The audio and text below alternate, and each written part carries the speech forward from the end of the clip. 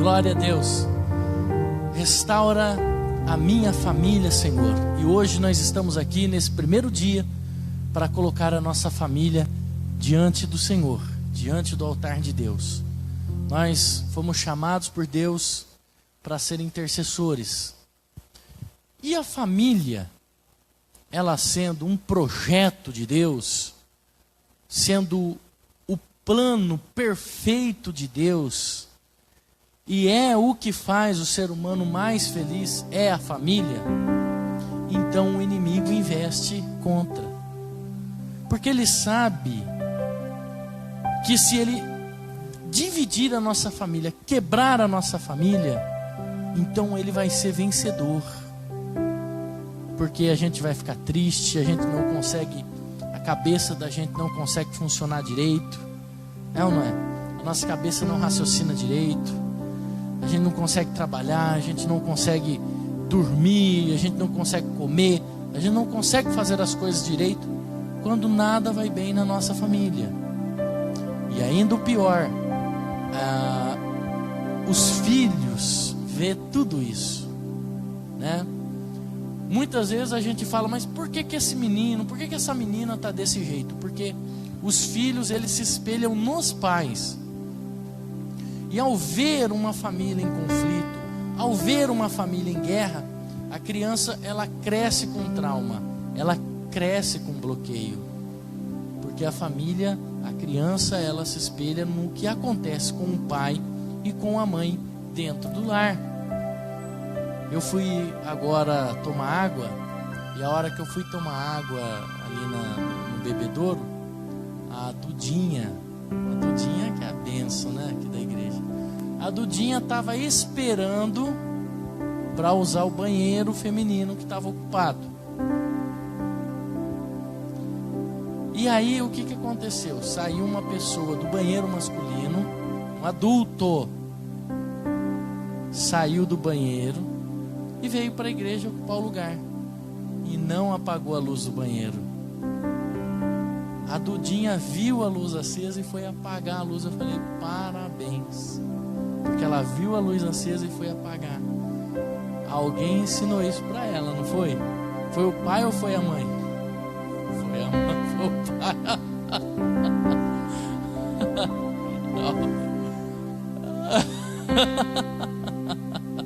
Foi os dois, né? Vamos fazer assim, foi os dois, né?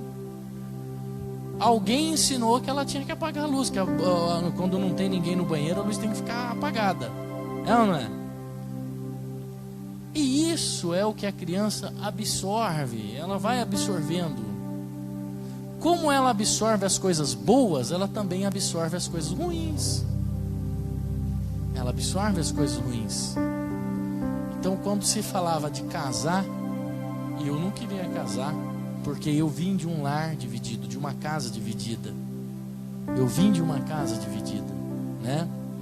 Eu vi muito bem como era a tristeza de uma casa dividida, como não é ter a presença do pai dentro de casa. Então eu não queria casar, não. Eu achava que todos os casamentos iriam ser iguais, né? E vendo tudo aquilo, vendo no lar que eu cresci, o meu pai, ele era um líder de igreja. Ele era um líder de igreja. Meu avô foi fundador de várias igrejas. E meu pai era um líder de uma igreja. Mas ele virou as costas para a família para se envolver com outra mulher. Então, quando ele foi embora, ele não olhou para trás, não viu as crianças chorando, né? Ele abandonou 3 filhos. 2 homens, somos em 2 homens e uma mulher. E isso trouxe consequência para todos os lados. Uma casa dividida, ela faz isso, ela traz consequências para todo lado. Trouxe consequências para ele, trouxe consequências para minha mãe e trouxe consequências para os filhos também. E muitas consequências. Então eu cresci dentro de um lar dividido, dentro de uma casa dividida, sem a presença de um pai. A minha mãe teve que ir trabalhar para sustentar-nos, porque O que o juiz determinou, que foi determinado em juízo, o meu pai nunca deu um centavo dentro de casa, não deu pensão. E quando minha mãe ligava cobrando, ele falava assim para minha mãe: me põe na cadeia. Minha mãe nunca acionou a justiça para colocá-lo na cadeia por causa de pensão, né? Então ele virou as costas para a família, ele foi embora e minha mãe foi trabalhar para nos sustentar. E nos sustentando, a minha mãe teve que dedicar a sua saúde, o seu tempo, né, para sustentar a casa, pagar as contas da casa, mas também para nos educar, para fazer o papel de mãe. E a minha mãe, ela sempre foi uma mulher dura, porque ela teve que dedicar a sua vida, tomar um papel de um pai, de um sacerdote. Minha mãe nos instruiu nos caminhos do Senhor. Então eu sei quais foram as consequências, né, de um lar dividido. Então eu não tive um pai para me acompanhar, nem os meus irmãos não tiveram um pai. Tenho uma irmã mais nova do que eu. Eu não tive um pai para me acompanhar na escola, né? Eu não tive um pai para me acompanhar no meu primeiro trabalho, no meu primeiro emprego. Eu não tive um pai para me aconselhar. Quando eu fiz 18 anos, eu tinha que me alistar no exército, eu morria de medo.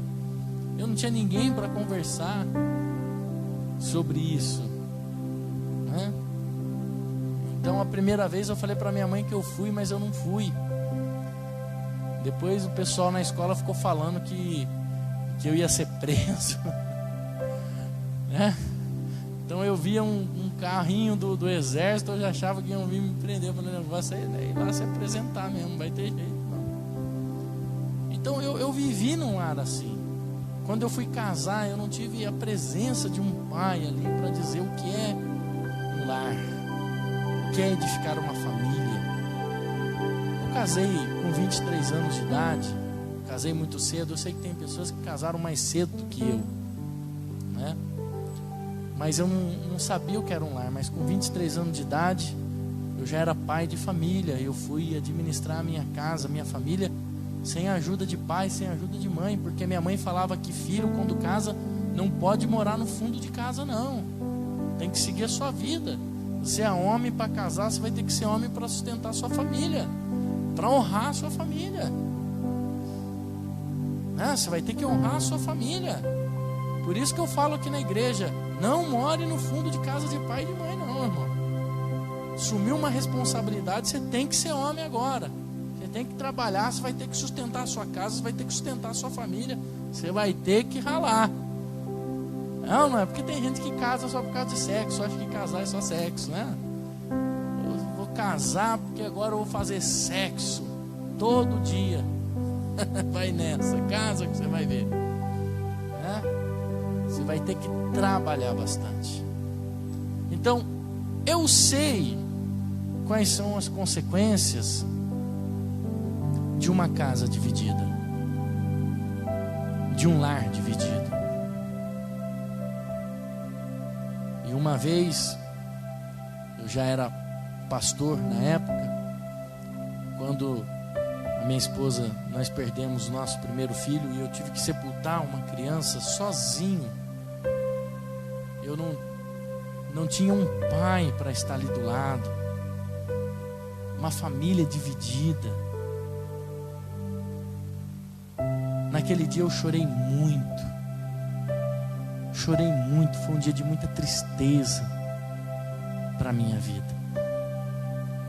E naquele dia eu falei muito com Deus, eu orei, eu jejuei por aqueles dias, tentando entender o que estava acontecendo, o porquê que a minha família tinha que estar assim, cada um para um lado.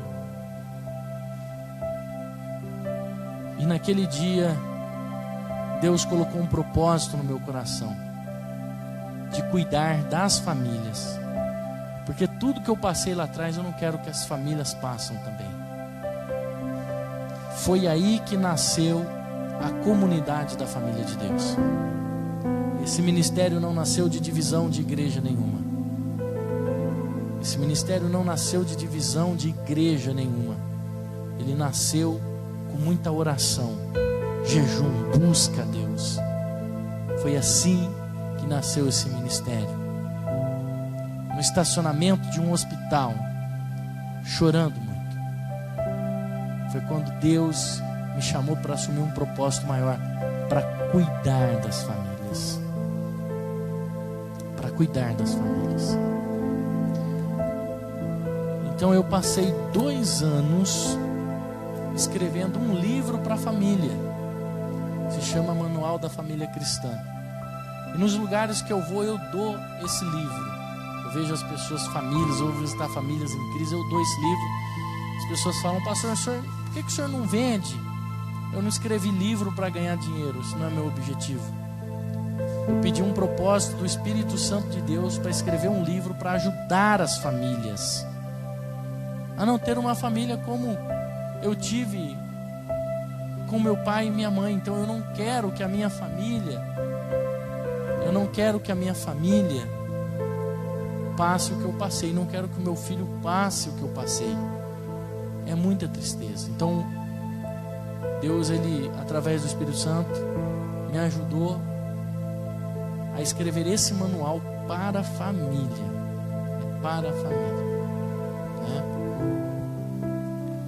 Por quê? Porque o inimigo, ele tem investido muito contra as famílias. E o que é que o reino de Deus tem feito para as famílias? Há muito pouco investimento nas famílias. É por isso que essa igreja se chama Família de Deus. E por isso que nós somos uma comunidade, um kibbutz.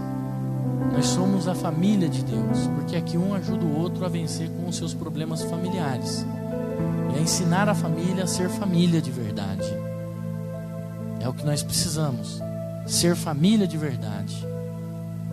E o nosso propósito, o nosso objetivo é sim ajudar as famílias. As igrejas estão investindo muito pouco na família. Se fala muito de prosperidade, não é? Se fala muito de prosperidade, se fala muito em vencer na vida, se fala muito em comprar carro zero, se fala muito em ter uma casa boa, um bom emprego. Tudo isso é muito bom, mas seria muito ruim você ter uma casa maravilhosa, um carro muito bom e morar sozinho dentro dela. De que valeria, né? Jesus falou assim para essa pessoa: louco, hoje te pedirão a tua alma. Hoje te pedirão a tua alma.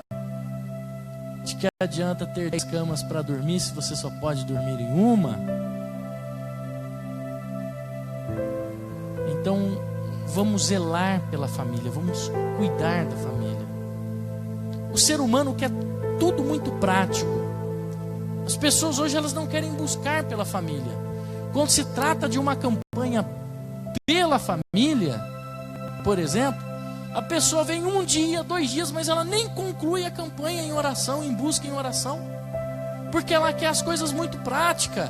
E o ser humano, para resolver os conflitos da família com praticidade, ele inventou uma coisa que se chama divórcio. Uma vez chegaram para Jesus, está lá em Mateus 19, se eu não me engano agora, chegaram para Jesus e falou assim para Jesus, disseram assim para Jesus: o que Jesus achava sobre o divórcio? E Jesus disse que não era lícito o homem repudiar a sua mulher. Aí acusaram: mas Moisés fez, Moisés mandou dar a carta de divórcio. Jesus falou: Moisés fez isso por causa da dureza do coração do ser humano. Mas, olha o que Jesus fala: no início não era assim. O que Jesus quis dizer? No início não era assim. Deus não criou assim. Deus não fez com esse propósito.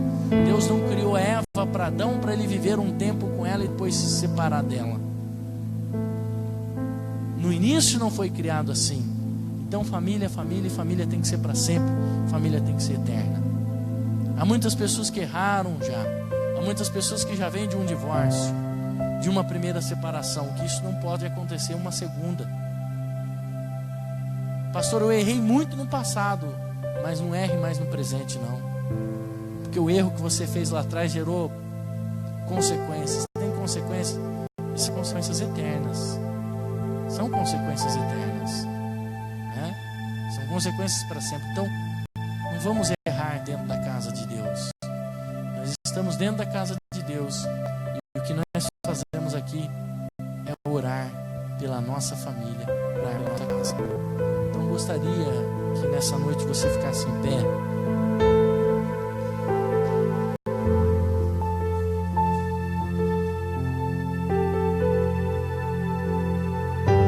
Eu gostaria nessa noite que você fechasse o corredor, dê as mãos uns para os outros. Nós somos a família de Deus. E como família, nós vamos ajudar a interceder uns pelos outros agora. Nós vamos orar pela nossa vida, pela nossa família. E nós vamos orar pela família dos nossos irmãos aqui também. Senhor, em nome de Jesus, neste momento de oração, meu Pai, nós entramos na Tua presença, grandioso, glorioso Deus, majestoso Deus, e neste momento de oração, meu Pai, nós estamos aqui dentro do Teu santuário, aonde nós nos prostramos diante do Senhor e rasgamos o nosso coração, meu Deus, diante do Teu altar, para que o Teu Espírito Santo se faça presente dentro de nós e nos capacite, nos ensine e venha nos ajudar, meu Pai, com sabedoria dos céus, a lidar com a nossa família, a lidar com a nossa casa. Nos ensina, meu Pai, a lidar com os nossos familiares. Ajuda esse esposo a lidar com a sua esposa. Ajuda essa esposa a lidar com o seu esposo, meu Pai. A esse pai, essa mãe a lidar com os filhos a saberem a lidar com os pais. Em nome do Senhor Jesus, meu Pai, nos dê essa sabedoria. O Senhor formou a família. O inimigo semeou contenda no nosso lar, mas nós cremos que o Senhor pode restaurar a nossa casa. Nós cremos que o Senhor pode restaurar a nossa família, porque a Tua palavra diz que se o Senhor não edificar a casa, em vão trabalharemos. Mas estamos aqui, meu Pai, no Teu santuário, para a edificação da nossa casa, para a edificação, a restauração da nossa família. Então restaura a nossa família, restaura esse casamento, meu Pai, restaura essa união, restaura esse amor que há dentro do coração dessa pessoa, esse amor que talvez, meu Pai, esteja se esfriando entre uns e outros, entre marido e mulher, entre pai e filho, entre mãe e filha, entre filho e pai. Em nome do Senhor Jesus, meu Pai, não deixa isso acontecer, meu Deus, de jeito nenhum, meu Pai. Mas nós repreendemos tudo aquilo que vem plantado do inimigo. Muitas vezes, meu Pai, o inimigo usa as pessoas com as suas palavras cortantes, machucam para nos machucar, familiares, pessoas próximas. Muitas vezes, meu Pai, o inimigo tem usado o esposo ou a esposa para falar palavras contrárias, para machucar o seu cônjuge. Muitas vezes é o pai, muitas vezes é a mãe que tem falado palavras que machucam, que cortam, que sangra por dentro. Mas em nome do Senhor Jesus, meu Pai, nessa noite nós pedimos a Tua proteção, a Tua cobertura espiritual sobre a nossa vida, e que nenhuma palavra contrária, nenhuma palavra de maldição venha surtir efeitos sobre a nossa vida. Mas, meu Pai, com todas as palavras más que nós fomos recebidos, nós oramos por essas pessoas. Nós não desejamos mal para ela, porque é a nossa família, meu Deus. É a nossa família que o inimigo tem tentado roubar. É a nossa família que o inimigo tem tentado saquear. Então, em nome do Senhor Jesus, meu Pai, nessa noite, guarda a nossa família, guarda a nossa casa, guarda o nosso lar, guarda os filhos, Senhor. Em nome do Senhor Jesus, nós oramos uns pelos outros nessa noite e abençoamos a vida do nosso irmão, meu Pai. Nós abençoamos a vida dos nossos irmãos que estão aqui nessa noite, porque nós somos a família de Deus, nós somos a Tua família e nós estamos aqui na Tua casa, papai. Viemos ter um encontro com o Senhor, papai. Então, no nome do Senhor Jesus, aqui estamos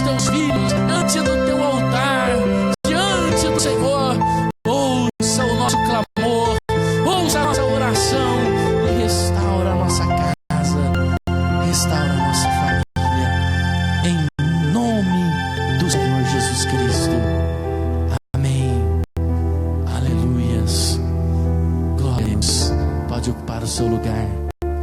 Aleluias.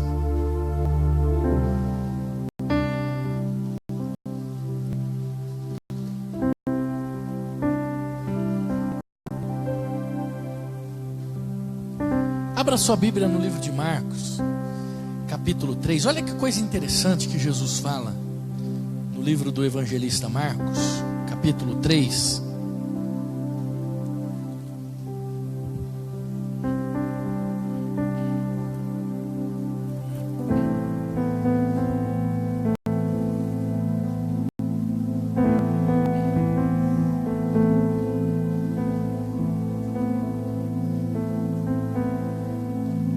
Marcos capítulo 3,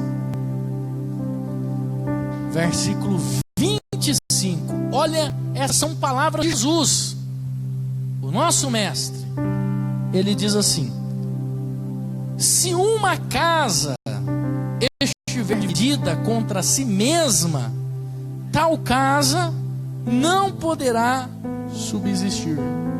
Pode ocupar o seu lugar. Olha o que Jesus está dizendo. Se uma casa estiver dividida sobre si mesma, essa casa não pode subsistir.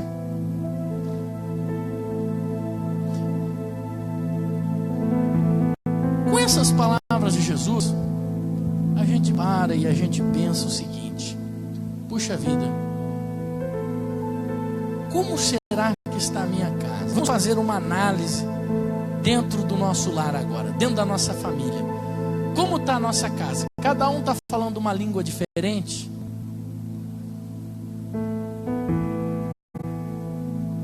Eu lembro que eu era criança ainda, mas eu lembro que pouco antes da minha mãe se separar, ela falava assim lá em casa, que parece que eu estou falando grego, ninguém entende o que eu falo.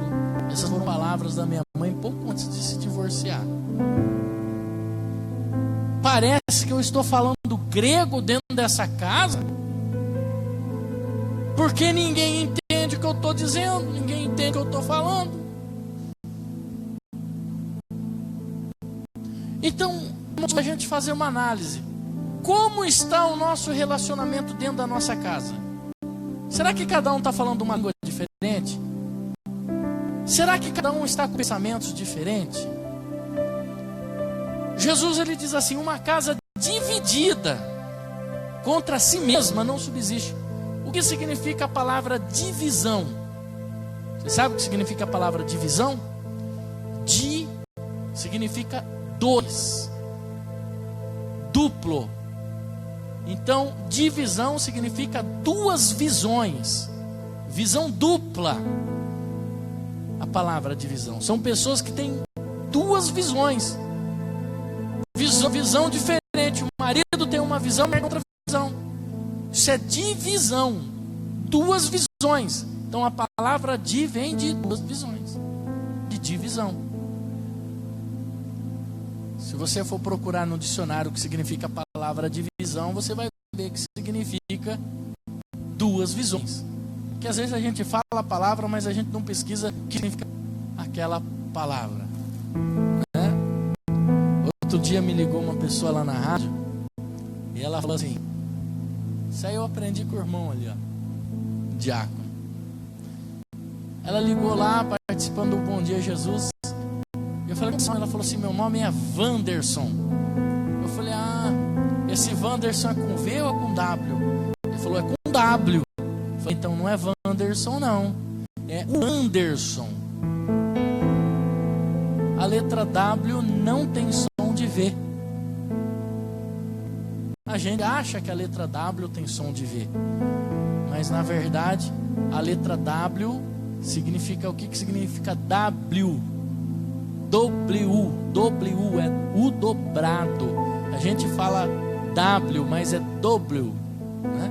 É W, é U dobrado, significa, é o som de dois U. William se escreve como? É William ou é William? O Washington se escreve como? Um W, porque é Washington e não Voston. Então não é Wanderson, é o Anderson. Não é é Volkswagen, é Volkswagen. Lá nos Estados Unidos é Volkswagen, aqui é Volkswagen, né? E ele ficou admirado, ele falou: poxa, mas não é possível, a minha vida inteira me chamaram pelo nome errado. Eu falei: você corrige seu nome. Nós não pesquisamos. O nosso português, ele é um português meio complicado mesmo, né? Mas a palavra divisão significa duas visões. E Jesus, ele está dizendo assim, se a gente traduzir a palavra correta, então seria mais ou menos assim: se uma casa estiver com duas visões, contra si mesmo tal casa não pode subsistir. O marido tem uma visão, a mulher tem outra, e entra em conflito, porque um pensa de um jeito, pensa de outro. Não, pastor, mas a gente pensa diferente mesmo. Não, a gente pensava, depois que a gente casa, a gente passa a ser uma só carne, e a partir de então nós começamos a ter que ter a mesma visão, o mesmo objetivo. Quando Jesus, ele falou assim: eu e o Pai somos um, ele não está querendo dizer que ele era Deus, o Pai criador dos céus e da terra. Isso é um erro que as igrejas unicistas cometem. Quando Jesus, ele diz assim: eu e o Pai somos um, ele está querendo dizer numa só missão, num só objetivo, numa mesma causa. É por isso que ele diz que o homem e a mulher, quando casam, se tornam uma pessoa só. Embora nós vemos duas com os nossos olhos físicos, mas no mundo espiritual, esse casal tem que ser agora a mesma visão, o mesmo objetivo, né? A mesma visão de constituir família, a mesma visão de constituir casa, disso, daquilo outro, de educar os filhos. Tem que ter o mesmo padrão de educação. Não adianta minha esposa educar o meu filho de um jeito e eu educar de outro. A casa dividida, ela não subsiste. E infelizmente há uma guerra dentro das famílias por causa de visões diferentes. As guerras estão sendo travadas dentro dos lares.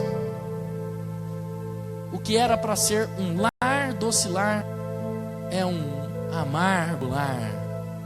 Há pessoas que não sentem mais prazer de voltar para casa. Há pessoas que não se sentem bem dentro de casa. É tão bom estar em casa com a família, com os filhos. Mas tem gente que ela fica arrumando coisa na rua para demorar mais, porque ela sabe que quando ela chegar dentro de casa é aquela confusão, é aquela briga, pensamentos diferentes, cada um com uma visão, cada um pensando de um jeito. A mulher que pensa de um jeito, o marido que pensa de outro. Eles não entram mais em acordo. Não existe mais aquela conversa amistosa de sentar e entrar em acordo. Ora, vamos entrar em acordo então, vamos conversar. A gente faz isso, a gente faz aquilo. Hoje é tudo na base do berro, da gritaria. É ou não é? Não é tudo na base da gritaria? Do berro?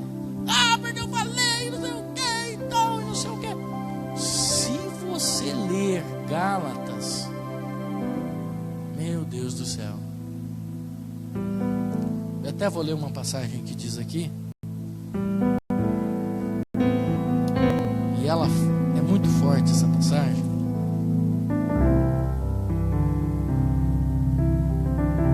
Ela diz assim: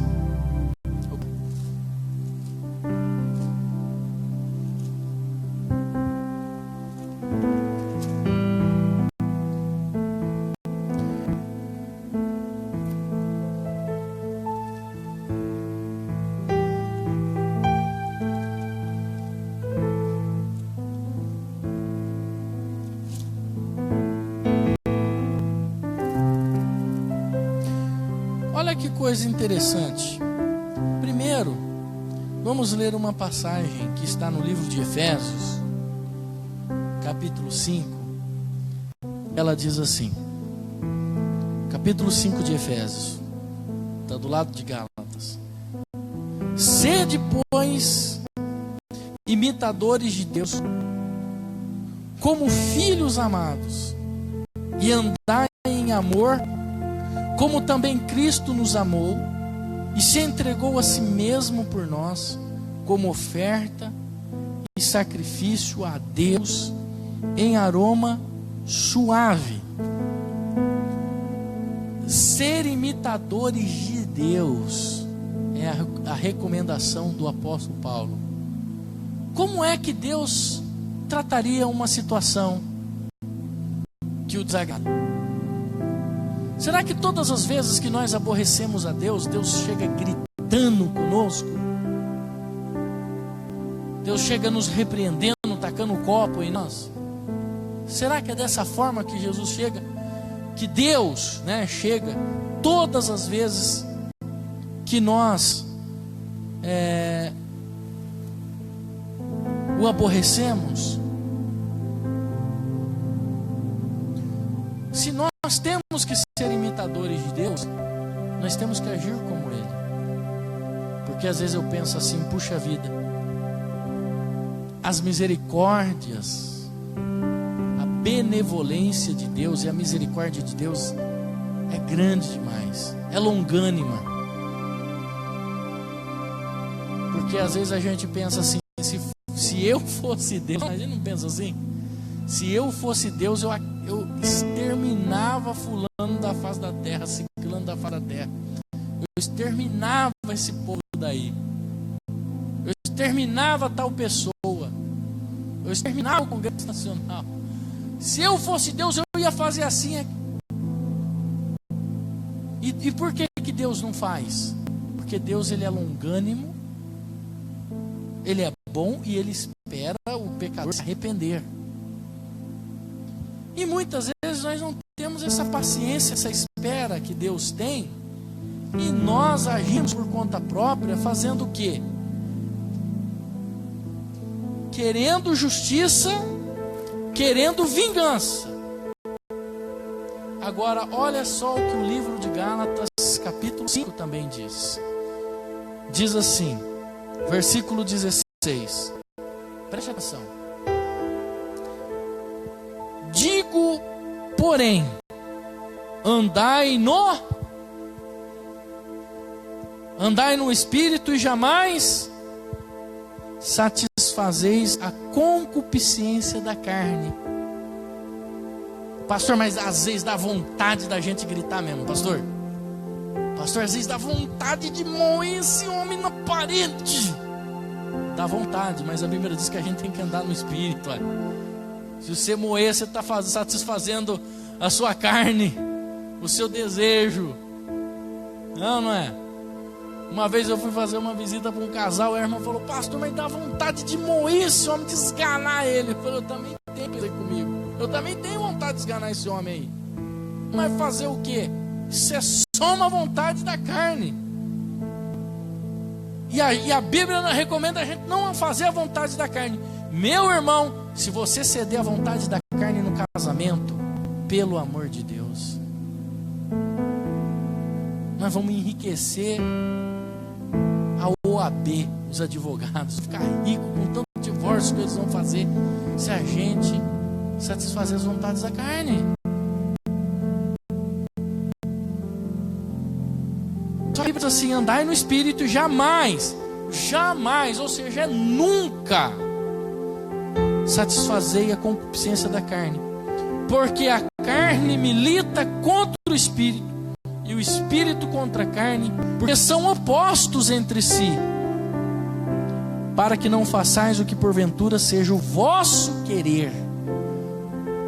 A carne milita contra o Espírito, há uma guerra constante entre a carne e o Espírito, a carne brigando com o Espírito para fazer a vontade da carne, para fazer você fazer a vontade da carne. Mas ele diz assim, porventura não seja o vosso querer. Não é a nossa vontade. Muitas vezes a gente quer, mas Deus não. Muitas vezes a gente quer do nosso jeito. Tem que ser assim. Tem que ser assim. Esse copo estava aqui. Se eu quebrar esse copo, a irmã Marli me mata. Esse copo ele vai ficar de boca para baixo. Por que esse copo está de boca para cima? Não quero assim. Por que a toalha molhada está no banheiro? Não estendeu a toalha? Vai puxar água com o rodo. E começa aquela gritaria gritaria dentro de casa por causa da água no rodo. No rodo de uma água, de um copo, de uma toalha molhada em cima do sofá, de um arroz que caiu no chão. É por coisinhas pequenas que começam as gritarias dentro de casa. E aí vira aquela guerra. Vão jogando fermento. E alguém ainda chega e joga fermento. Você chega no trabalho, puxa vida, mas minha mulher falou isso, aquilo, outro. Ah, a mulher é igual mesmo, pelo amor de Deus, eu não fico aguentando desaforo de mulher. Por isso que eu me separei, sou feliz, separado, sozinho. É mesmo. Se fosse, não estaria aí correndo atrás de mulherada, não é? Chega no serviço a mulher, homem, é tudo igual, tem outra, certeza. Você vê a fulana lá, descobriu que é sempre assim, ou não é? Tem sempre alguém para jogar um fermento. Ah, mas a mulher não pode fazer desse jeito, o homem não pode fazer desse jeito. E às vezes a gente não precisa nem ir muito longe, não. Só atravessar a rua tem alguém para jogar fermento. E aí, o versículo 18 diz assim: mais, tem um mais aí. Mas, se, olha, tem o mais e tem o se. Tem duas conjunções aí. Existe um mais, que é uma conjunção, e existe um se, que também é uma conjunção. Diz assim: mas se sois guiados pelo Espírito, é só se você é guiado pelo Espírito. Se você não for, é isso que o texto está dizendo. Se tirar conjunções, é mais ou menos isso. Com as conjunções, se sois guiados pelo Espírito, não estáis sobre a lei. Ora, as obras da carne são consideradas como prostituição, impureza. Tudo isso destrói uma família. Destrói ou não destrói uma família? Quem anda na carne destrói a família, divide o lar. É uma casa dividida. Ó, prostituição destrói a família? Sim ou não, irmãos? Eu vou ter que ir falando para vocês não dormirem aí, né? O pastor Fábio, quando prega, a igreja dorme. Impureza, uma pessoa impura destrói a família? Lascívia, quem sabe o que é lascívia aí? Fala para mim o que é lascívia, irmão Leandro. Você levanta uma mão? Não sabia que você chamava Leandro. É isso aí, é o que a Débora falou. Sensualidade. A sensualidade faz a outra pessoa pecar. É ou não é? A pessoa se veste sensual. Tem bastante gente assim? Você conhece bastante gente assim, irmão Leandro? Tem, irmã Débora? Tá cheio, né? Na rua tá cheio de pessoas que se vestem na sensualidade. É ou não é? Pessoas que se vestem na sensualidade. O marido fica doido quando a mãe põe uma roupa curta. Essa roupa aí tá curta demais, né? Não, amor, eu engordei, acho que subiu um pouco, tá apertado. É. Tem marido que fica com ciúmes quando a mulher. E tá certo, né? Não pode. Tem marido que tem que falar. A mulher tá sensual demais. Roupa curta, transparente. Às vezes a saia vai lá no pé, até tropeça, né? Mas está aberto até lá em cima.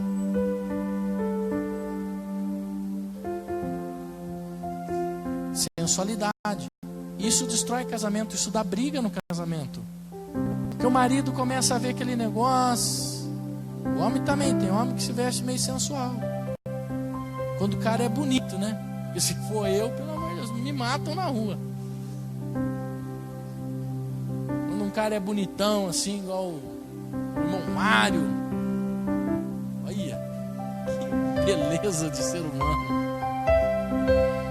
Esse louva a Deus todo dia pelo casamento. Não, irmão? Deus é bom, hein? Mário casou, você casa também, Renan. Fica tranquilo. Descansa. Tem gente que fica preocupado. Será que eu vou casar?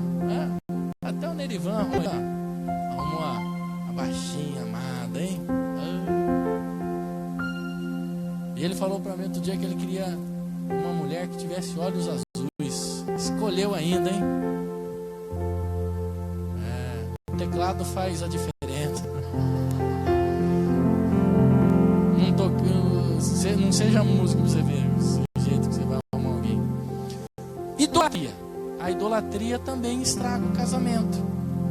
Sabe por quê? Porque tem gente que acha que idolatria é só católico que pratica idolatria. Ai, católico é idólatra, eles adoram imagem. Não é só católico não, crente também tem idolatria. Tem crente que idolatra pastor. Pastor não vai na igreja, eu não vou hoje não, o pastor não está lá. Tem gente que idolatra os músicos. Tem gente que idolatra o carro. Uma vez, irmão, a gente estava... Eu vou falar porque esse irmão não é mais daqui. Não vou falar nome também. Uma vez a gente estava trabalhando aqui, fazendo esse púlpito aqui, ó. Trabalhando aqui nesse púlpito. Chegou na hora do almoço, mutirão na igreja. Vamos almoçar? Vamos. Vamos juntar aí tudo num carro só. E fomos no carro do irmão. Eu sentei. Opa, senta aqui, pastor, na frente. Sentei no carro. Fomos lá na churrascaria comer, almoçar. Não tinha a irmã Alexandra ainda para fazer comida, né? Irmão, fora de brincadeira. Quando eu levantei do carro, o irmão pegou um pincelzinho e foi limpar o banco. Uma vassourinha assim, igual um pincelzinho. Eu falei, misericórdia. O cara foi limpar o banco. Todo mundo levantou do banco de trás, ele foi limpar o banco. Eu falei, gente, que isso? O cara idolatra o carro. Olha. Não, pastor, eu sou cuidadoso. Eu limpo até com um cotonete, os vãozinhos. Eu falei, meu, você é cuidadoso, você é maluco. O cara é maluco. Idolatra o carro, uns idolatram o carro. Você vê que não é? Não é? Outros idolatram a esposa, outros idolatram o esposo, né? A idolatria, ela estraga, porque às vezes a pessoa idolatra tanto o carro que não deixa nem a mulher, nem os filhos entrar com a roupa suja, que você não entra não. Tinha um comercial na televisão, mas antigo, eu nem lembro do que era aquele comercial. Eu lembro que era assim, o moço, ele estava com um carro, e aí ele conhecia uma moça muito bonita na praia, e a moça ia entrar no carro dele com a roupa molhada. Não, você não vai entrar não, tchau. Eu não lembro do que se tratava esse comercial, mas era idolatria pelo carro. E quando a mulher idolatra a casa? Também tem isso, né? Não é só o homem que idolatra o carro, não. A mulher idolatra a casa. Não vai entrar com esse pé sujo aqui, não. Eu já limpei, eu já passei pano. É ou não é? Eu já lavei louça. Você não pode nem beber água. Você já lavou louça, você pegar o copo para beber água, meu Deus do céu, dá morte o negócio. E quando você está terminando de jantar, a mulher está lavando louça, você pensa, meu Deus, eu vou colocar esse prato na pia agora. Você vai colocar o prato na pia, meu Deus do céu. Você não sabe a confusão que sai. Tudo folgado, come, bebe, dorme, joga o prato aqui na pia para lavar. Não é? Mas quem foi que comprou a comida para pôr no prato? Pensamento dividido, estamos falando de casa dividida. Idolatra.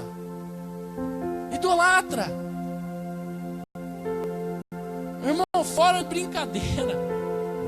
Uma vez teve um ano novo, meu irmão juntou lá. Vamos todo mundo na casa da mãe fazer o ano lá. Chegamos lá e tal, estamos lá no ano novo. Fui abrir o armário. Irmão, acredite você ou não, tem umas taças desde quando ela casou. Ganhou no dia do casamento. Ninguém toca naquelas taças. Falei, quando ela morrer, essas taças vai ficar aí. Copo desde o dia que casou. Não toca nesse copo. Ninguém rela nesse copo, ninguém rela nessa taça. Tá lá desde quando casou. Olha que coisa. A pessoa idolatra copo. Se você vai lá e pega o copo do dia que você ganhou no dia do casamento, isso é só para visita. Ninguém pode tomar naquele copo. A sua família, que é mais importante do que a visita, tem que tomar em copo de requeijão.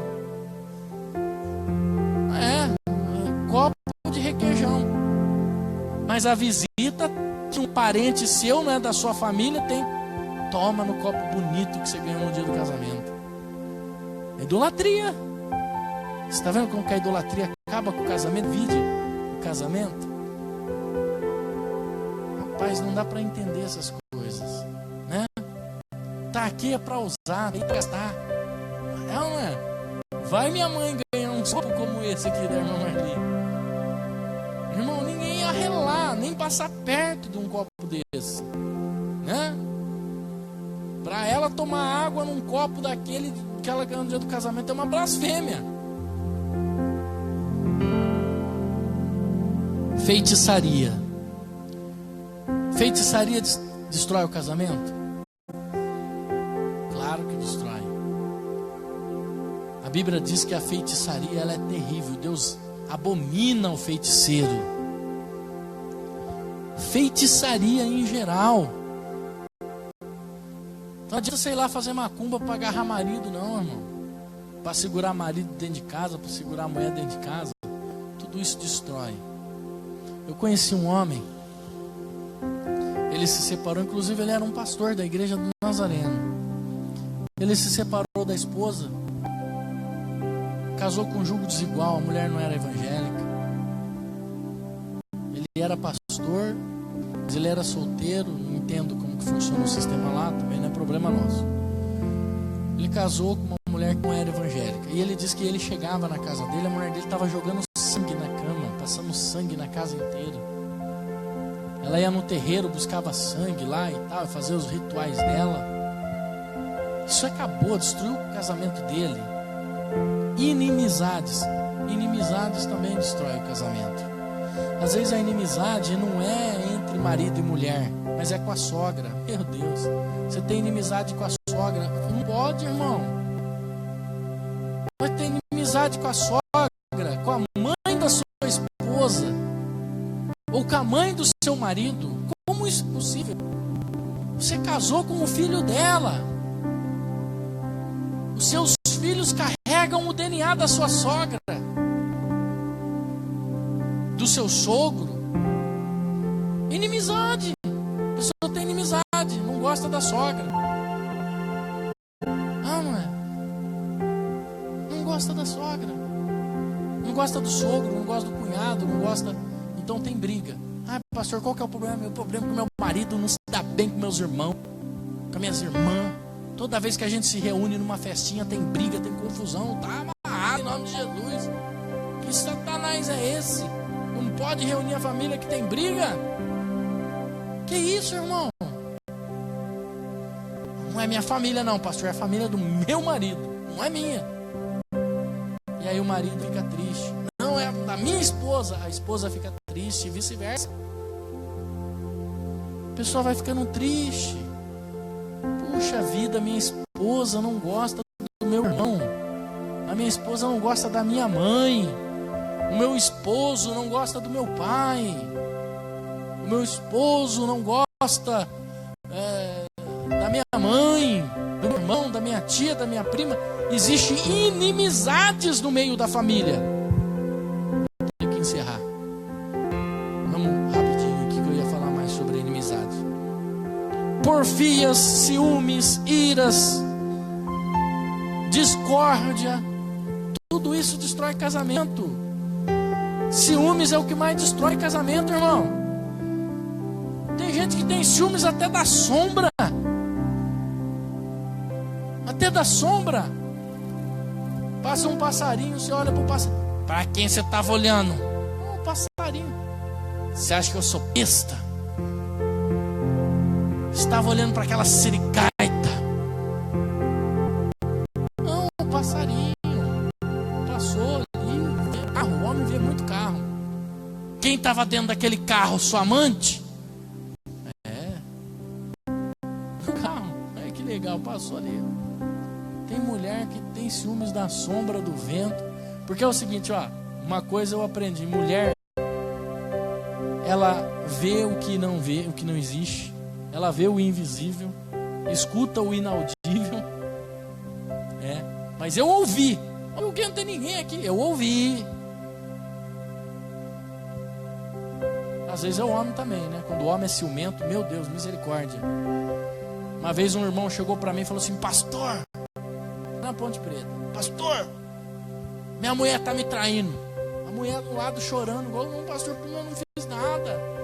Tá, eu já andava desconfiando, eu gravei, deixei o celular gravando e eu peguei ela no ato. Falei, é mesmo, irmão?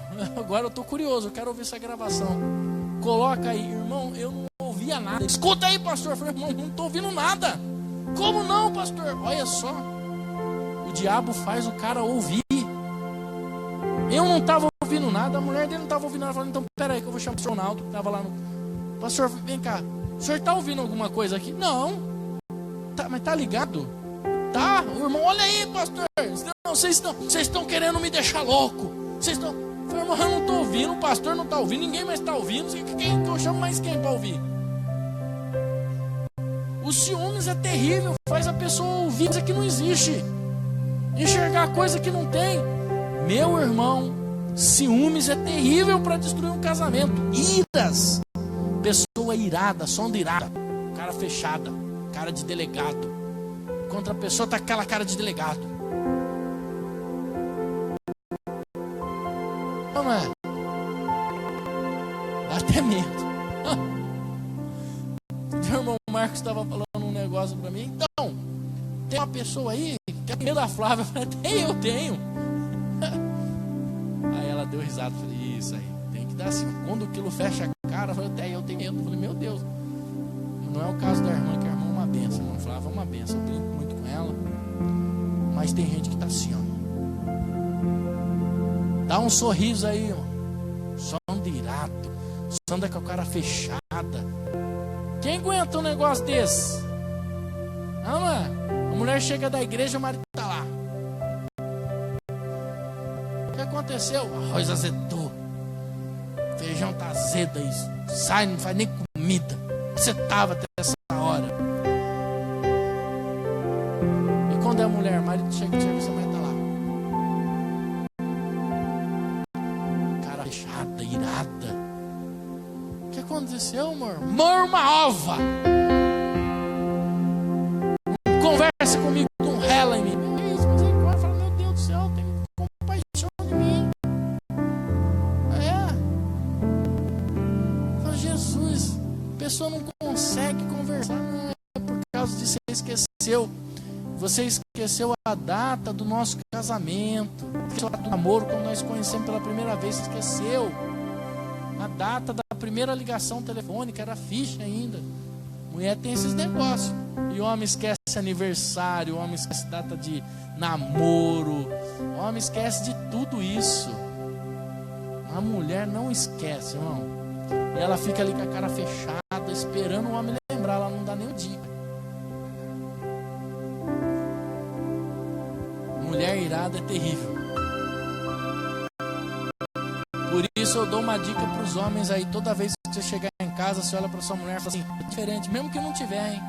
Você tá diferente, hein, amor? O que aconteceu? Sei lá, você tá mais bonita. Porque corre o risco dela ir pro salão, ficar 5 horas dentro de um salão, cortar meio centímetro do cabelo e ficar esperando você perceber que ela cortou o cabelo. Meio centímetro, você vai saber que a mulher cortou o cabelo? Então a dica é todo dia que você chegar, tá diferente, amor. Ela vai falar, eu cortei o cabelo. Você nem vai perceber que é isso, porque quem percebe? Mas ela ficou 5 horas dentro de um salão, pagou R$300 para cortar meio centímetro do cabelo. Não é? É uma dica aí, quem tá começando aí, faça um curso de cabeleireiro para cortar cabelo de mulher, porque ganha dinheiro. Não é? Ganha dinheiro. Então faça aí um curso para cortar cabelo de mulher. Continuando, discórdia, discordar das coisas. Eu não concordo com isso. Isso é uma... Entra em acordo. A discórdia. Discórdia acaba com o casamento, uma casa dividida.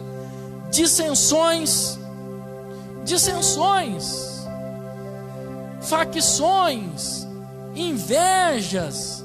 Bebedice não precisa nem falar, que isso aí a gente já sabe que isso acaba o casamento. Destrói, não é? Destrói o casamento. Glutonaria. come mais que o pastor Fábio, e coisas semelhantes a essa. Mas em algumas versões aí, no lugar das dissensões, vai estar gritaria. Alguém leu gritaria aí? Quem leu gritaria aí? Levanta a mão. Nesses textos aqui que nós lemos, o irmão Leandro, gritaria. Você leu gritaria depois do que aí? Tem gritaria aí nesse texto, que são as dissensões. Então, gritaria acaba com o casamento. Eu vou encerrar para a gente continuar terça-feira que vem, falando sobre esse assunto. Mas o fruto do Espírito é amor. Olha que bom um lar que tem amor, né? Amor, alegria, oh, que coisa boa. Paz. Tem gente que não consegue mais ter paz dentro do lar. Ser longânimo, benigno, ser uma pessoa boa. A gente precisa ter bondade, ser uma pessoa boa, uma pessoa do bem. Tem gente que é ruim demais, ruim para a mulher, ruim para o marido. Não é? Bondade, benignidade. Nós já passamos aqui. Fidelidade, ser fiel. Como é bom um lar onde as pessoas são fiéis. Ser fiel. Ter mansidão. Ter mansidão, ser manso. Ter mansidão. Domínio próprio. Ter mansidão e domínio próprio. O que é ter domínio próprio? Na hora de explodir é você se dominar. Não tenho domínio, peraí. 1, 2, 3, 4, 5, 6, 7, 8, 9, 10. Conta até 10, respira. Depois da resposta. Tem gente que dá a resposta antes da pergunta terminar. Não é? Você está falando. Uma vez eu fui atender uma pessoa. Ela falou. A hora que eu fui falar, ela começou a falar em cima de mim. Eu falei: irmã, eu posso falar? Não pode, pastor, fala. Então, irmã, eu acho. Não, mas sabe o que é, pastor? Eu falei: meu Deus. Eu falei: gente, calma. Tem gente que não deixa o outro falar. É ou não é? Tem gente que não deixa o outro falar. Eu falei: gente, meu Deus. Parece o Rodrigo na rádio, não deixa o Fernando falar. Ficou ouvindo lá, o Fernando não fala, o Rodrigo fala. O Rodrigo não deixa a Débora falar, não deixa ninguém falar. O Rodrigo fala mais que todo mundo, tá louco. Bicho, quando começa a falar é quietinho, mas quando abre a boca, Jesus, tem misericórdia. Deixa o Fernando falar, eu fico lá, deixa o Fernando falar. E ele... Eu falei: acho que o Fernando não veio na rádio, a Larissa, coitada da Larissa. A Larissa não veio hoje na rádio. Daqui a pouco, no final do programa, dá uma saudação, irmã Larissa. Amém, a paz do Senhor. Não deixa a menina falar. Só que o ruim é isso no casamento. A pessoa não pode falar, o outro não deixa falar. Então a mulher chega e fala assim pro marido: você não fala, você não conversa comigo. Vai conversar como? Não deixa eu falar. Não, você não conversa mais, só anda quieto. O que está acontecendo? Claro, não deixa o outro falar. Não, tem que deixar o outro falar. Oh, Jesus. Tem que ter calma. Pede assim mansidão, domínio próprio.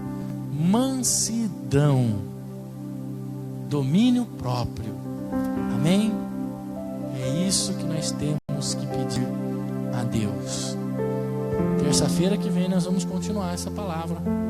Vai ser para a família. Você quer restaurar a sua família? Casa dividida não subsiste. Foi Jesus que disse. Casa dividida não subsiste.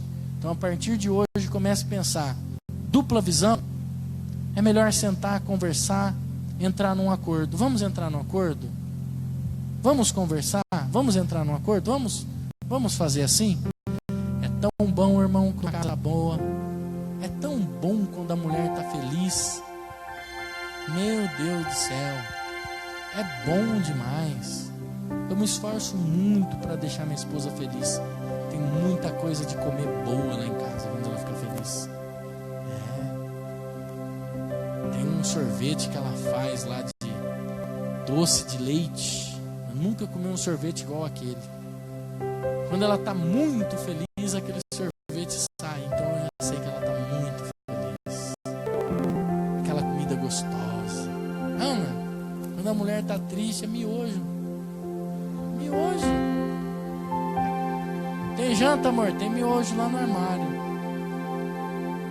Nem feito tá, você tem que fazer. Ana, tem miojo.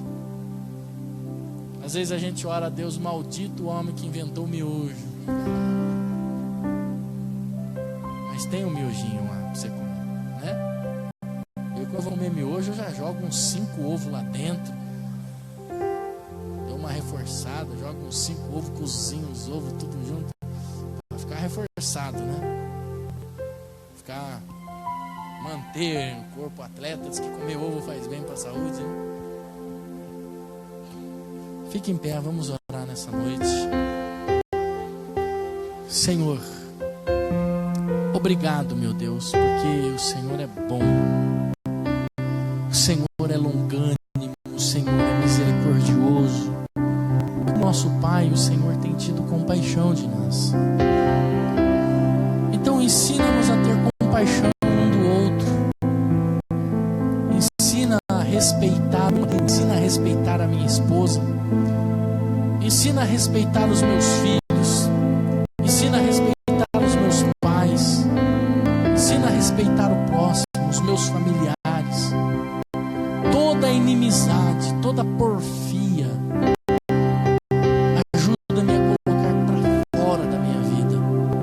Lugar aonde eu chegar, as pessoas possam saber que ali chegou um representante de Deus nessa terra. Uma pessoa do bem. Uma pessoa que não vai arrumar confusão com ninguém. Então, meu Deus, em nome do Senhor Jesus, me ajude a ser uma pessoa melhor. Eu sei que sou uma pessoa com falhas, por isso eu peço ao Senhor, ajuda-me a ser uma pessoa melhor e ajuda essa pessoa que está aqui nessa noite a ser uma pessoa melhor, para ela conseguir resgatar a sua família, resgatar o seu casamento, resgatar o seu lar. Sim, meu Deus, ajuda essa pessoa, porque se o Senhor não nos ajudar, meu Pai, nós não vamos conseguir sozinho. Nós reconhecemos isso, nós reconhecemos que nós somos dependentes do Senhor. É por isso que o Senhor nos deixou esse manual de instrução que chamamos de Bíblia Sagrada, pois as tuas palavras são palavras de vida, são palavras de restauração, e eu creio que a minha família pode ser restaurada porque Jesus já pagou o preço na cruz do Calvário. Em nome do Senhor Jesus, meu Pai, ajuda-me a reconhecer o meu erro, abrir a minha visão e compreender melhor as coisas, a entender melhor as pessoas, a entender a fragilidade das pessoas, como também a sua força. Em nome do Senhor Jesus. Aleluias. Glória a Deus. Chamamos de louvor para cantar. A gente já está encerrando, irmão. Cantar aquele louvor da família que nós cantamos aqui. Enquanto isso, eu vou chamar aqui nessa noite o irmão Marcos. Parece estar me ajudando, o cooperador Marcos. Você que trouxe a sua foto